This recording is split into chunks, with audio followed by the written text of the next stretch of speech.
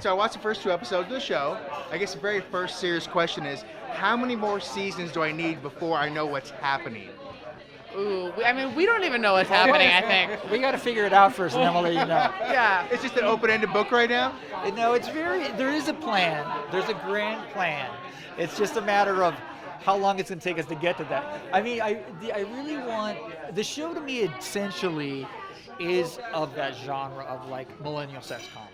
It's like a Sex and the City or an Insecure. You know, it's about sex and relationships and you know, who you have sex with, who you break up with, you know, and like that, those confusions of growing up. That's primarily the show to me. And like, I'm not interested in making really a hardcore genre show.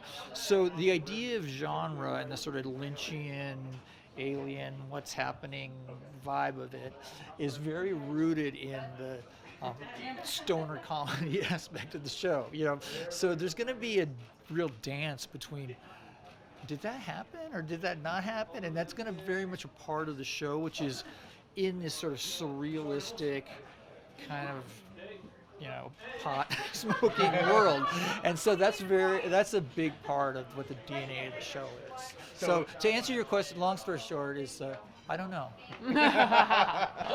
Now, so the lesson is enjoy your sexuality before aliens attack, perhaps, or something. Well, I like that. Right. Yeah, right. And also it's also metaphorical of like the fucking age we live in and the fucking like administration. It's just like, who really knows how long we're going to be here? You know, I mean, we're standing here right now, but everything is so unstable and chaotic right now and scary. So there is this sense of like a little bit of apocalyptic doom hanging over everybody anyway. So I think that the alien metaphor really works for that. Now, a lot of your characters are just questioning constantly. I mean, where they stand, what they want to do, who they are. I mean, did you want to have essentially a cast of those people who are questioning what's happening constantly? So to the point where like they don't know what the next step is, almost, it seems like. Yeah, for me as a filmmaker, I've always been drawn to that because, you know, I'm in my 50s, so it's like people are like, why don't you make movies about older people or whatever? And like my life is so fucking boring, like it would make the worst movie. It's like I find that when you're young. That's what a documentary's for. Yeah, it's like literally like it's like, oh yeah, we went to Trader Joe's tonight.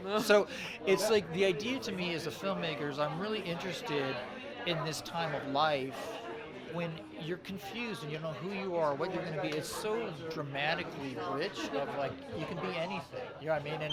And the story can go anywhere and kind of anything can happen. And that's, to me, the sort of seed of fun storytelling, you know, versus like, I mean, I'm just not part of that. Like, I'm having a midlife crisis. It's just, not to deny that some movies like that are okay, but it's not my thing. I'm not interested.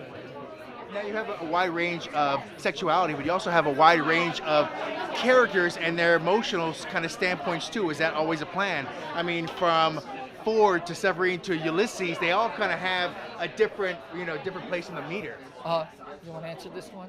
I think what's interesting about the show is that each character is really a searcher, but they're all experiencing different things, especially in terms of sexuality. Like some of them are exploring BDSM or sex work or open relationships, but they're all very sexually adventurous and sexually curious and sort of exploring, I think, how sex really can transform one's identity or, I don't know, just like sense of connection.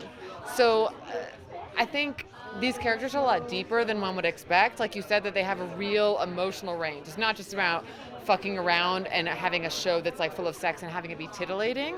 It's really about, I think, how sex can transform a person and connect you to people and make you confident or insecure or, you know, a variety of things. So I think that that's what really we're exploring in the show, which is really about sexual self-discovery. My last real quick question to you is, what's it like directing someone to go and practice spanking someone before you shoot?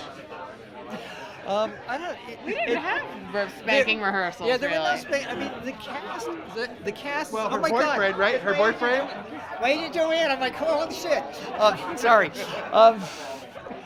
The cast of this show is one of the most fantastic, amazing, fun, cool, super, super talented ensemble I've ever worked with, and they, they had the luxury because the way our show is shot, we write all 10 scripts and shoot all 10 at the same time. So they read all 10 scripts. So before we even started, so everybody knew what their arc was going to be. Everybody knew what was happening in episode 8, episode 9, episode 10. So they were down for the whole journey. So as an actor, that really helped them a lot, and they just jumped in. They knew like, okay, here's my first spanking scene today, and it's just like, how hard can I hit you? Oh, hit me harder. It's just like that was kind of it. So it was really like, and they were all, especially the characters who were couples, like Bo and Roxanne and Kelly and Desmond, whenever, because they had a lot of intimate work to do together, and so they were just really there for each other, and really it was a very comfortable set. And I've done a lot of sex scenes in movies, and I know how to make the set safe, and it's always really important for me to do that. Thank you very much. You guys have a great time.